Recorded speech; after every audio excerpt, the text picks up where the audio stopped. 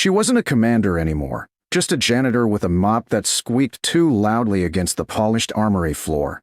Or at least that's what they thought. The fluorescent lights hummed, the smell of oil and metal thick in the air, and every scrape of her mop seemed to echo like a reminder of how far she'd fallen. "Keep those corners spotless, Hale," Lieutenant Pierce called from across the room, not even bothering to look at her as he polished his own boots on a crate. His friends laughed, the kind of laughter that only comes easy when you think you're untouchable. Elena didn't flinch. She kept cleaning, shoulders steady, movements measured. Because when you've once commanded men who didn't live to see the sunrise, a few careless voices can't touch you. But they didn't know that. They didn't know anything about her. Before we go on, if you still believe that respect isn't a rank, it's a reflection, then make sure to like and subscribe, because what happens next proves that the quietest person in the room might just be the one running it. It had been almost a year since Elena Hale, 28, returned to Fort Rainsford under the title of civilian maintenance staff. On paper, she was a low-grade contract worker assigned to janitorial support. In truth, she'd been placed there under silent directive, one she hadn't spoken of to anyone. Her file was redacted from top to bottom, stamped with an authorization code that even base command couldn't read. She'd been sent to watch, to evaluate, and, if needed, to act. The Pentagon wanted to see if Fort Rainsford still knew what leadership meant, or if it had rotted under comfort and ego. And now here she was, boots wet, hands raw, surrounded by soldiers who called her Miss Hallway. The mop handle dug into her palm as she pushed it across the reflective floor, but she didn't rush. Every movement was calm, efficient. The way her mind worked, counting exits, clocking the angle of every camera, was habit, not thought. Once a soldier, always a soldier. Even if no one recognized the uniform you weren't wearing. Lieutenant Pierce strutted past her, clipboard in hand, clean-shaven jaw set with the kind of confidence that came from never being tested. "You missed a spot," he said, flicking his boot toward a non-existent smudge. "What? No sense of pride in your work?"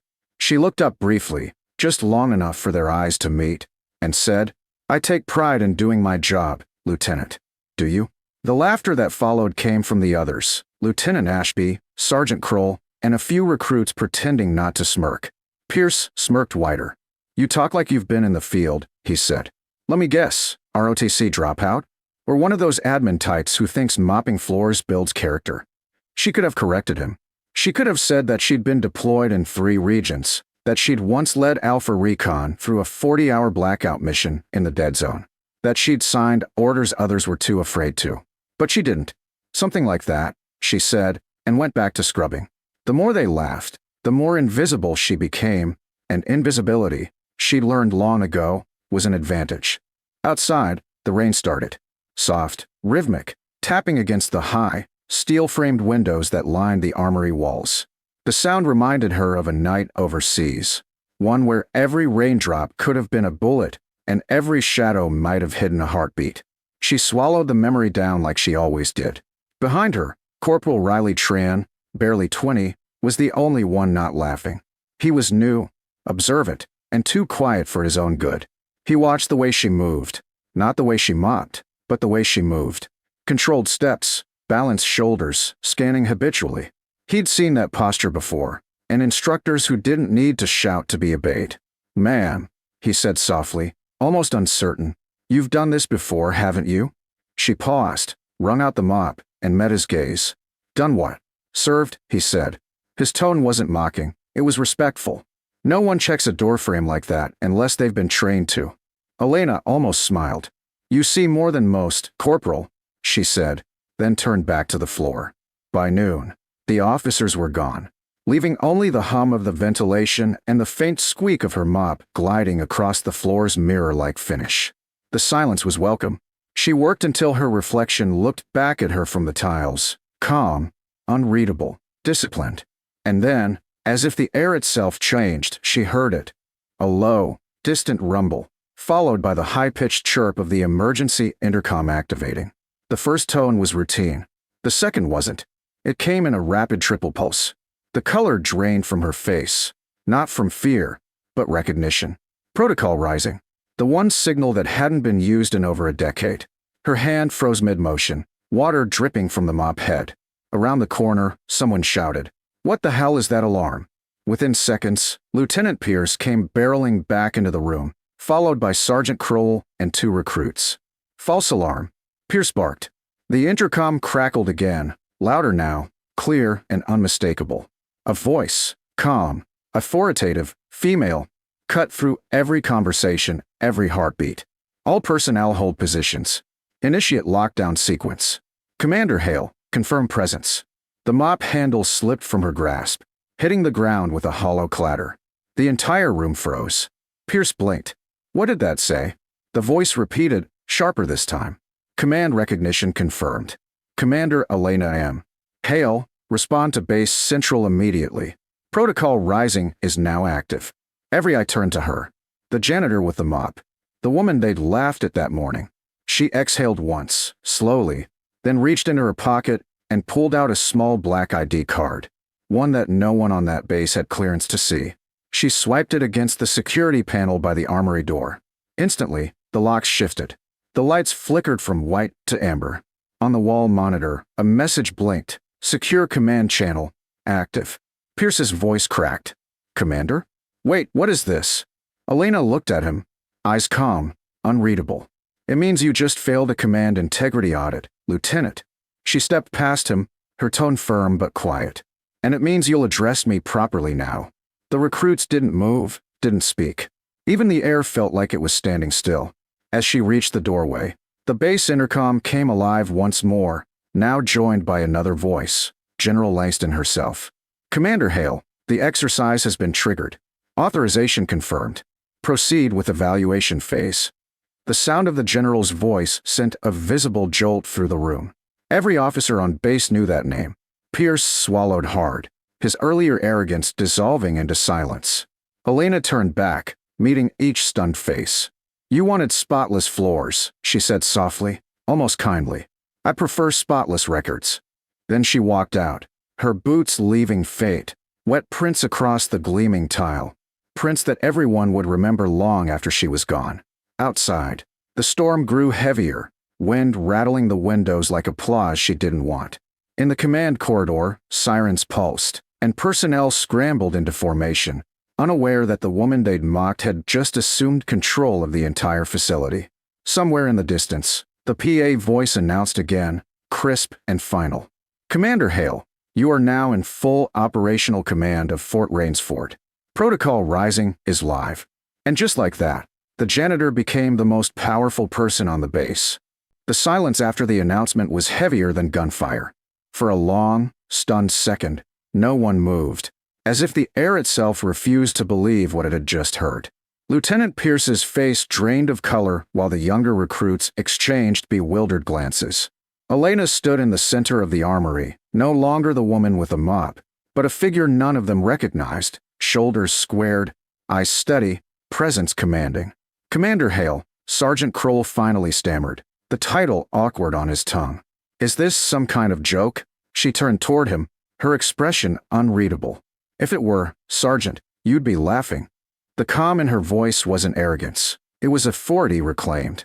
She lifted her wrist and pressed a small device clipped beneath her sleeve. The wall monitors flickered to life, streaming encrypted feeds from across the base. The top corner flashed a pentagon seal that made every soldier in the room go still. Across the network came General Langston's voice, sharp and deliberate. "Fort Rainsford, this is Oversight Command. As of 0900, Commander Hale is acting Field Inspector under Directive 17B. You are to follow her command until further notice." A murmur swept through the armory like a wave breaking against steel. Pierce swallowed, his earlier bravado collapsing into visible panic. "Directive 17B," Kroll muttered under his breath. "That's the embedded command readiness protocol. They sent undercover inspectors posing as civilians." His eyes flicked toward Hale. "You were watching us." Elena met his gaze, unflinching. "I was watching how leadership behaves when it thinks no one's watching." She turned toward the control panel and began issuing quiet orders, her fingers moving with the precision of someone who hadn't forgotten a single procedure. The tone in the room shifted. Soldiers who had sneered now scrambled to attention. Moments later, security alerts began appearing across the screens. The base had been set into simulated lockdown, part of the test. Hale's voice cut through the noise. Initiate Phase 2 containment. Secure all external entry points. If you don't know the procedure, stand back and learn. Her calm efficiency pulled order out of chaos. Even Pierce, desperate to salvage dignity, began relaying commands, but stumbled over protocol codes he clearly didn't know. She corrected him once, firmly, quietly, and continued working. The hum of the armory became a symphony of movement. Boots on tile, radios buzzing, doors sealing. Within minutes, the base that had mocked her was following her lead. When the exercise timer finally hit 0, the alarm stopped. A cold hush swept the corridor. On screen, the final report displayed in bold white text. Assessment complete. Oversight review. Failed command integrity. General Langston's voice returned, measured and heavy. Commander Hale, debrief will proceed in 1 hour. Maintain control until my arrival. Then the line went dead. Elena turned slowly to face the men and women before her, their earlier arrogance now replaced by shame and confusion. You all had one job, she said quietly, to lead with respect. Instead, you led with ego. She let the words hang in the air before continuing. Command isn't about who shouts loudest. It's about who people trust when things go wrong. No one dared respond. Pierce's hands twitched at his sides, jaw clenched, eyes glassy with the realization that his career might have just ended. Corporal Riley Tran stood a few feet back, gaze steady, pride flickering faintly behind the shock. Elena nodded toward him. Corporal Tran, file the incident log and prep the East Perimeter report. He blinked in surprise. Yes, ma'am. The simple acknowledgement carried more weight than any medal could. Hale turned back to the others. The audit's over, but your lesson's not, she said softly. From this moment on, you'll rebuild what you broke, starting with how you see the people beside you. And with that, she walked out, leaving behind a room full of soldiers who suddenly stood taller, not because they'd been ordered to, but because they'd just learned what real command looked like. By the time General Langston's convoy arrived, Fort Rainsford was silent, too silent. No shouting, no boots thundering against the floors, no barked orders ricocheting off steel walls. Just stillness. The kind that follows a storm. The general stepped through the armory doors with her usual precision, her gaze sweeping across the assembled ranks now lined up in uneasy formation. Every officer stood rigid, faces drawn, eyes lowered. At the front of the room, Elena Hale waited, hands clasped neatly behind her back, uniform crisp, posture steady. Gone was the mop, the plain gray coverall, the disguise that had made her invisible. She wore her commander's insignia again, the black and gold patch of special operations gleaming beneath the floodlights. For a long moment, no one spoke. Then General Langston broke the silence. You all had the privilege of being evaluated by one of the youngest field commanders in Pentagon history, she said, voice sharp as glass. And you failed her test before it even began. Pierce swallowed hard, his throat clicking in the hush. Ma'am, he began. If I may, you may not, Langston snapped. You had months to show leadership. What you showed instead was arrogance. She turned toward Elena. Commander Hale, report your findings. Elena stepped forward, her tone even, measured, but every word hit like a quiet drumbeat. Observe consistent neglect of duty respect protocols. Junior personnel dismissed without cause. Supervisors prioritizing appearance over readiness. Command morale unstable. She paused, then added, however, there's potential here. It's buried under pride, but it's there. Langston studied her a moment, then nodded. Noted. The general pivoted toward the line of soldiers. When a commander takes off their stripes, you see who they really are around her. Most of you failed that measure. Remember that the next time you look at someone and decide they don't matter. No one dared move.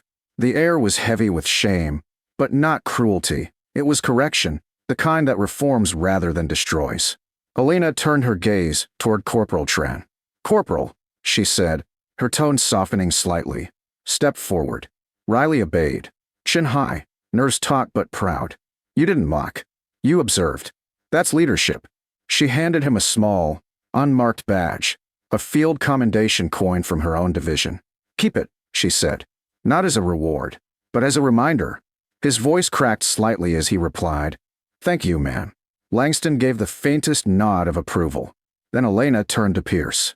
He looked like a man standing on the edge of a long fall. "Lieutenant," she said evenly, "you had potential once.